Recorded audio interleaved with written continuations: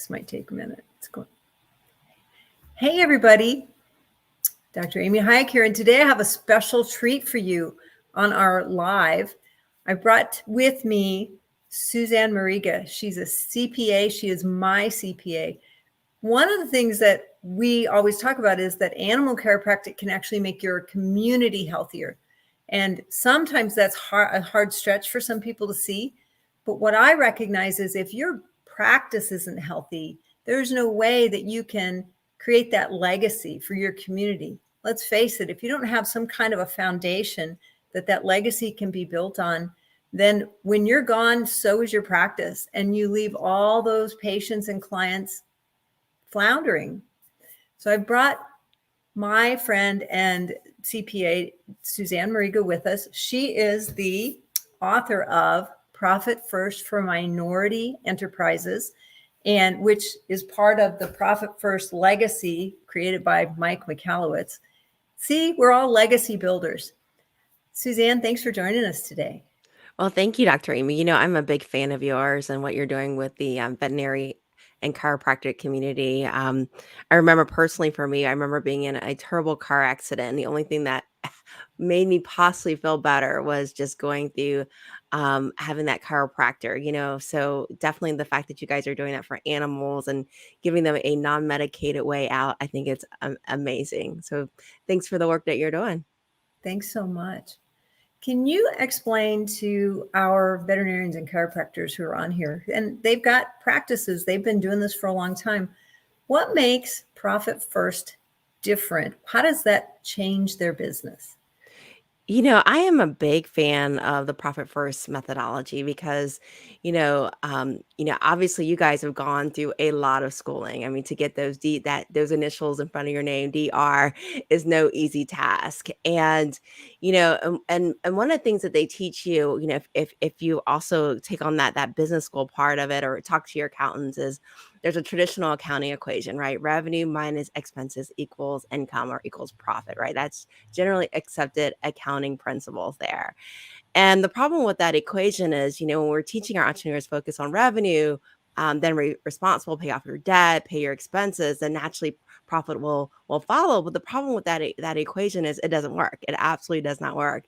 And we know this because, when you look at the SBA and you look at the statistics out there, 80% of small businesses close because they fail to make profit. They fail to have cash flow really to maintain their operations. And so what Profit First does is really we start to work with your innate behavior, right? And we said, instead of paying expenses first, we're going to be intentional about our bottom line. We're going to prioritize profit and you're going to pay your profit first. So that means that revenue minus profit equals expenses. So literally what happens is we pay our profit first. And so we create that intentional bottom line so that you get the results that you want while still serving your community and still really carrying out your mission as an entrepreneur. Awesome. I coach animal chiropractors to help them build their practices. And one of the issues they have is they don't have enough money. They say, well, I don't have enough money to pay a coach. I don't have enough money to take animal chiropractic. I don't have enough money to take vacation. Some of them don't have enough money to have a lunch every day. And even bigger than that is sometimes once they get into coaching, they say they don't have enough money to open 5 bank accounts. What do we have to say? How do we explain that to them? Bottom line is intentional, right? Life is intentional, right? You're the captain of your own ship. And, a lot of business, and that can go for any business owner, right? Can say they have no money, but until you create an intentional system, right? That's when you have money. And Dr. Amy, I'm not sure how much the audience knows about Profit First, but I'd like to go ahead and go into it a little bit so they understand how it works really with it. That'd be great. That'd be really valuable information for these guys. Awesome. Let me go ahead and do a screen share if you don't mind. Sure. All right, so I'm going to do a screen share, show you guys my screen here. But how Profit First works is what happens is it's a system that's based upon intentional profitability, just like I mentioned before. And what happens, and this is a very basic level profit first, is we create intentional profitability by setting up bank accounts, sort of like the Dave Ramsey envelope system. I think a lot of people have heard about Dave Ramsey, except as entrepreneurs, I don't want you guys keeping money underneath your pillow, right? I don't want you to keep it under your mattress. And so what happens in Profit First is we're going to set up 5 bank accounts really to create that intentional profitability. And one bank account is going to be your income account. All your income is going to go into this account, right? All your income is going to go into this account. And twice a month, usually on the 10th and 25th, we're going to allocate it to bank accounts based upon designated percentages. Now, this table shows what we see in a healthy company. So Profit First Professionals has done a study of what a healthy company looks like. And when a company is really small in that startup phase, right, and it's got revenue under 250,000 in a healthy company, what we're expecting to see, right, is 5% of the collections going towards profit, 50% to go to owner's pay, 15% to go to tax, and then 30% to go to operating expenses. So what happens is throughout the month, money is collected in this income account. And then on the 10th and 25th, money is allocated to the profit account at 5%. If you're a small startup company, 50% to go to owner's pay, 15% to go to tax, 30% to go to operating expenses. And because you're funding this profit account first, you're creating that intentional bottom line. Now, as my company grows and scales, one thing that you're going to see is my percentages change, right? My percentages change because now I have a scaling company. And what you're going to see is my operating expenses actually goes up. In fact, by the time I'm a $10 million company, 65% of my total collections is going towards operating expenses. And one thing that you're going to see is my owner's pay looks like it's getting smaller. And it's not necessarily getting smaller. What it means is in comparison to the entire pie, in terms of my entire collections, less is going towards the owner's pay, right? Because, now I'm relying on the power of my team. I'm a scaling business. Now my profitability has gone up, but in terms of percentage, it's gone down in terms of owner's pay. So, one of the things that I tell you when you're starting Profit First is, if you ever go back and you look at the Dun & Bradstreet reports, right, which is like the business credit reporting reports, one of the things that you'll see is very few companies in your industry are probably at this mark. And again, it goes back to the SBA statistics, about 80% of businesses closing.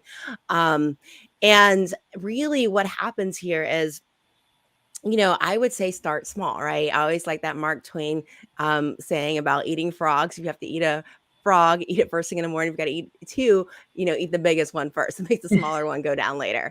And so start with 1%. Start with a 1% profit allocation and then build up from there. Build it up every quarter. Just slowly increase your percentages, slowly decrease your operating expenses, slowly start to look at, like, hey, what am I no longer using that's producing an ROI?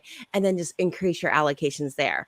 Now, there are different ways, Dr. Amy, like we talked about with your bank in terms of being able to reduce those fees. Sometimes if you start a savings account in addition to a checking account, they'll waive those fees. Another thing is, just slowly build up. And once you get that minimum balance in that account, then those fees are waived, right? Mm-hmm. Yeah, because that's one of the big concerns about a lot of even some of my coaching clients is I don't have enough money to put in an account to keep from getting dinged every month for that fee. And so then they're hesitant to even open the account. So what are some other things? We talk about the intentional and we talk about how we think, but we're going to hear this. Animal chiropractic is different. It's not like selling shoes. It's a service-oriented business. It is, if I don't work, nobody gets paid kind of thing. What does Profit First do for these doctors as far as, getting the ability to take a vacation or maybe even hiring an associate to help them with their practice? Because maybe they're so busy, they're booked 3 months out. How do they hire someone so that they can see more patients in a more timely fashion? And Dr. I think you bring out a very good point. If you're booked 3 months out, then and you're that busy and you're still not making profit, I think that every siren should be going up in a practice, right? Every siren should be going, because that means that really it's just a downhill battle. That means your how you've set up your practice is really just to compete upon price, right? Is really what's happening there. If you're working that many hours and you're not getting those bottom lines. Because like I said, it starts with intentionality of the bottom line. In terms of practicality, there's a lot of different strategies that can be employed. It really just depends on the practice. But one of the things that entrepreneurs have to be careful of, right? Because at the end of the day, every business can commoditize themselves, right? Every accounting firms can commoditize themselves. Medical practices can commoditize themselves. Every shoe stores, I think that was your example, can commoditize themselves. Every business can commoditize yourself. And that's really where you have to go, what makes me different than anybody else? What allows me to service and command that market, right, than anyone else? I give the example of, Nike shoes, right? Nike shoes, they're, I grew up, my mom, her favorite store was Kmart, and she would take me to Kmart to get those no brand shoes. And they were probably like less than $20. And, today, if you look at Nike shoes, I mean, I took my nephew there and I think those shoes, I was like, man, they want like $100 for these shoes. And that was like the low pair in a Nike store. What makes Nike really different than anybody else, right? What makes Nike? Is it really a better quality, or is it the endorsement, or is it really the fan base, right? What makes Nike different than any other brand of shoe? Same way with a veterinarian or chiropractor base, right, business, right? The fact that you're offering non-medical, and correct me if I'm wrong, Dr. non-pharmaceutical alternatives, right, to healing animals, right, that that live longer lives, that are more comfortable, that produce more, right, that taste better, right? The fact that you're able to do that for these animals, right?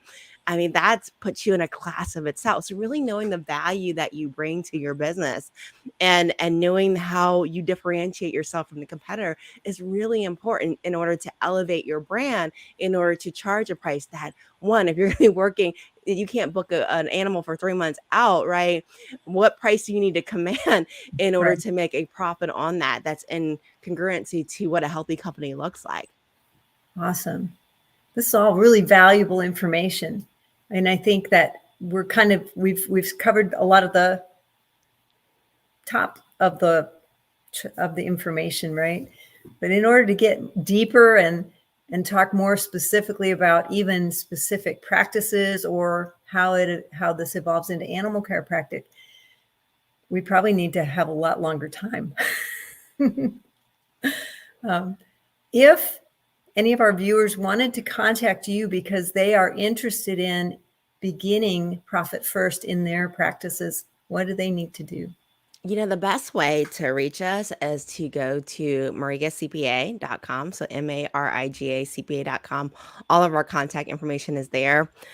We do have a free masterclass, 5-day masterclass, where we really go over the high level of implementing Profit First in your business. That's another way to learn about it. You can go to Facebook and just click in Profit First Masterclass with Susanne Mariga. Make sure it says what Susanne Mariga in order to enroll for that class. So those are the best way. And of course, there's the book too. Even if you're not a minority, it's a great book, Profit First for Minority Business Enterprises, which is part of the Profit First collection of books.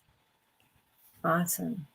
Yeah. So the books are a great place to start. It's honestly where I started, and you can see where it got me. I've got a whole library of Profit First information now because that's helped us to grow our practice and grow the school and help more animal chiropractors, because our mission is to help more animal chiropractors build successful practices so that they can help more communities become healthier and happier.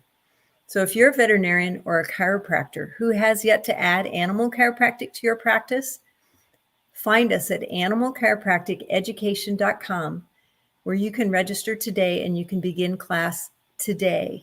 If you have any questions, you're free to call us. You can find the information on our website.